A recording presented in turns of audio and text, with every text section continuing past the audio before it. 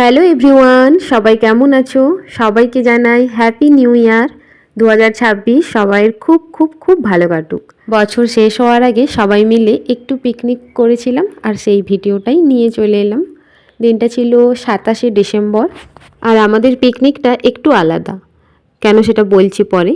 আর এই যে দেখো, সকালবেলা ঘুম থেকে উঠে পড়েছি। আর শীতের সকালে ঘুম থেকে ওঠা মানে একটা বড় যুদ্ধ।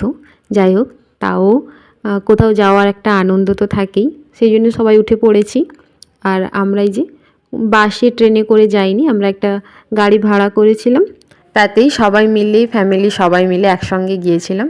আমরা বেড়াতে ভালোবাসি, কিন্তু আমরা জার্নি করতে পারি না। আমাদের সবাইয়ের একটা প্রবলেম আছে, মানে আমাদের বাড়ির প্রত্যেকেরই কম বেশি একটা প্রবলেম আছে, যে গাড়িতে গা গোলানো।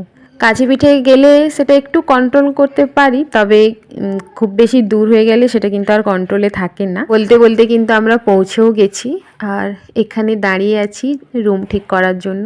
আমরা ছিলাম না, কিন্তু ওই খাওয়া দাওয়াটুকু করেছিলাম, একটা রুম ঠিক করেছিলাম।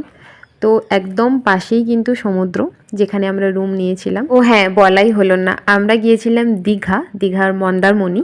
দীঘা আমরা প্রচুরবার গিয়েছি, আর কেন বারবার দীঘা যাই সেটাও বলছি। আমরা কিন্তু রুম ঠিক করেছি, রুমে ঢোকার আগেই কিন্তু সমুদ্রে চলে এসেছি। এখনও কিন্তু ব্রেকফাস্ট করিনি, আমরা সকাল সকাল বেরিয়েছি। তো একটু সমুদ্রের ধার থেকে গিয়ে এই যে এক গামলা মুড়ি মাখা হয়েছে, আর সবাই মিলে একসঙ্গে এই গামলাটা ধরে খাওয়া হচ্ছে। আমাদের পিকনিকটা একটু আলাদা বললাম, কারণ আমরা পিকনিকে গিয়ে রান্নাবান্না করিনি। আমরা যা কিছু রান্না সব বাড়ি থেকে করেই কিন্তু নিয়ে গেছিলাম। শীতকালে সমুদ্রে গিয়েছি, আর সমুদ্রের ধারের যা বাতাস, স্নান করার কোনো কথাই ছিল না, কারণ সবাই কিন্তু সোয়েটার গায়ে দিয়েই ছিল। কিন্তু সমুদ্র দেখে কেউ আর লোভ সামলাতে পারেনি, সবাই কিন্তু এই যে বাচ্চাগুলো সব সোয়েটার খুলে দিয়েছে। আর ওই যে বলেছিলাম না, দীঘা কেন বারবার আসি, কারণ এই বাচ্চাগুলোর জন্যই। দীঘা এদের খুব প্রিয় জায়গা। দীঘা মানে সমুদ্রে স্নান, ওই যে জল স্নান করবে, ওদের আনন্দ দেখলেই বুঝতে পারবে যে ওদের কতটা প্রিয় দীঘা। সেই জন্যই কিন্তু বারবার ওদের খুশির জন্যই আসা। ওদের খুশিতেই তো আমরা খুশি, তাই না? আর এইদিকে এই যে আমার মেয়ে আর আমার বোনের ছেলে, এরাও কিন্তু খুব মজা করছে।